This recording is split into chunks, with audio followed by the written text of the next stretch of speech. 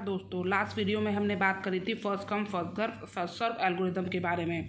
वहाँ हमने समझा था कि ये first come first serve algorithm actually में हमारी क्या होती है, और वहाँ पे हमने एक न्यूमेरिक क्वेश्चन भी सॉल्व करा था।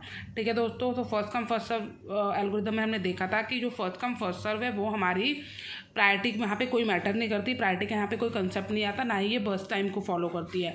फर्स्ट कम फर्स्ट सर्व हमारी किस बेस पर वर्क करती है, हमारे अराइवल टाइम पर, मतलब कि जिस प्रोसेस का अराइवल टाइम जितना है उसी टाइम पे वो उसको सीपीयू प्रोवाइड करती है। ये हमारी नॉन प्रीएम्प्टिव है नेचर की, मतलब कि यहाँ से हम सीपीयू को रिलीज़ नहीं करा सकते फोर्सफुली। मतलब जो प्रोसेस इसके अंदर बनी हुई है तो वो प्रोसेस जब तक अपने काम को कंप्लीट ना कर ले तब तक हम यहाँ से अपने सीपीयू को रिलीज़ नहीं करा सकते। तो दोस्तों, अब हमने फर्स्ट कम फर्स्ट सर्व के बारे में बात करी थी। अब उसमें हम जानेंगे कि इसमें क्या प्रॉब्लम है, क्या इसके एडवांटेजेस हैं, क्या डिसएडवांटेजेस हैं, जिससे कि हमने शॉर्टेज ऑफ फर्स्ट को इंट्रोड्यूस कराया, कॉन्वे इफेक्ट क्या होता है। तो चलिए इस वीडियो में हम ये सब कुछ स्टार्ट करते हैं। तो सबसे पहले हम जानेंगे कि हमारा कॉन्वे इफेक्ट हमारा क्या होता है। तो कॉन्वे इफेक्ट हमारा होता है दोस्तों कि जहाँ पर एक बड़ी प्रोसेस की वजह से किसी स्मॉलर प्रोसेस को वेट करना पड़ता है। देखिए मैंने यहाँ पे लिखा हुआ है डेफिनेशन, देखिए, in convoy effect smaller process have to wait for long time until the bigger process release CPU. मतलब कॉन्वे इफेक्ट में एक स्मॉलर प्रोसेस को वेट करना पड़ता है लंबे टाइम के लिए जब तक कि कोई बिगर प्रोसेस सीपीयू को रिलीज ना कर दे।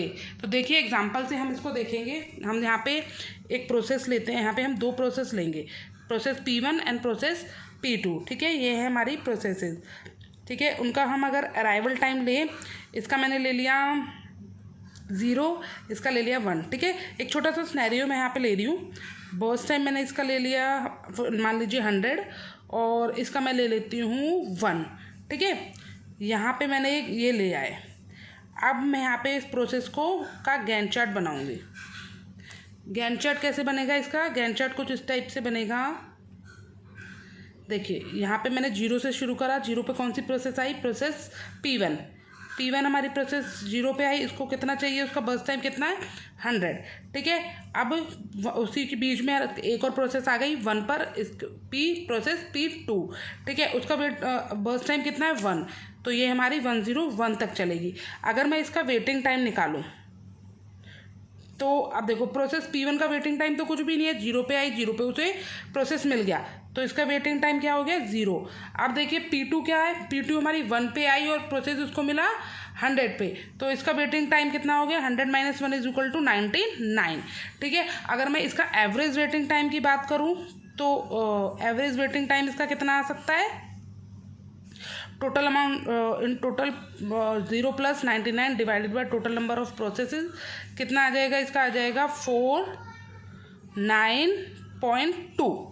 ठीक है, ये इसका एवरेज टाइम आ गया। अब अगर मैं इस प्रोसेस को उल्टा कर देती हूँ, अगर इस सिनेरियो को मैं अपोजिट बना देती हूँ, मतलब प्रोसेस क्या है हमारी? P1 और P2 वही दो प्रोसेसेस हैं।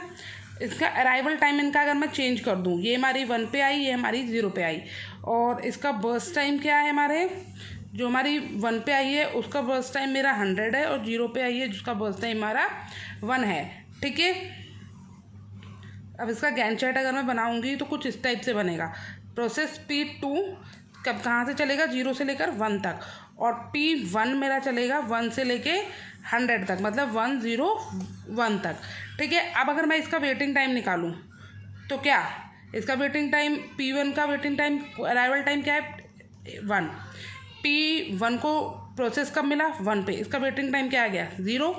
अब ऐसे ही P2 की अगर बात करूँ, 0 ही है, 0 पे इसको प्रोसेस मिल गया तो इसका वेटिंग टाइम आ गया हमारा 0।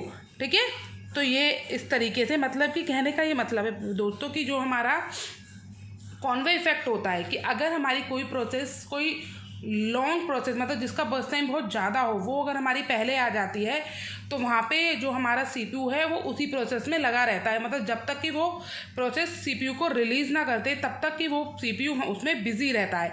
इसी बीच में अगर छोटी प्रोसेस आती है, मतलब जिसका बर्स्ट टाइम बहुत 1, 2 या 3 होता है, तो उस केस में उस स्मॉलर प्रोसेस को उस बड़ी वाली प्रोसेस की वजह से वेट करना पड़ता है। ठीक है दोस्तों, तो ये है हमारा कॉन्वे इफेक्ट। अब अगर हम इसकी एडवांटेजेस की बात करें तो first come first serve, advantages of first come first सर्व।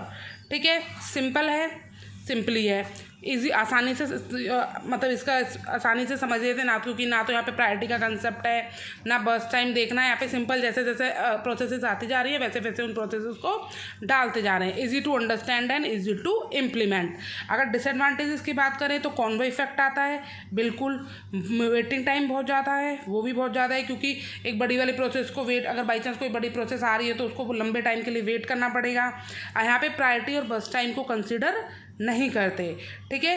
तो ये थी इसकी डिसएडवांटेजेस। अब हम आगे देखेंगे कि शॉर्टेज ऑफ फर्स्ट को इसमें इंट्रोड्यूस क्यों करवाया, मतलब उसमें शॉर्टेज ऑफ फर्स्ट में का क्या लॉजिक है, क्या कंसेप्ट है, वो हम अपने आगे वाली वीडियो में देखेंगे।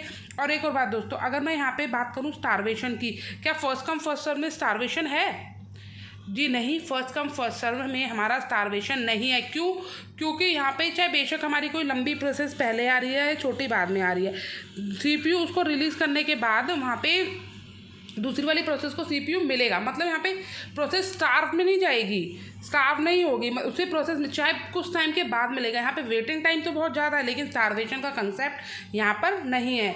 तो चलिए दोस्तों, नेक्स्ट वीडियो में हम अपनी शॉर्टेज ऑफ फर्स्ट के बारे में बात करेंगे। तो होप आपको ये समझ में आया होगा। चैनल को लाइक एंड सब्सक्राइब करना ना भूलें। धन्यवाद।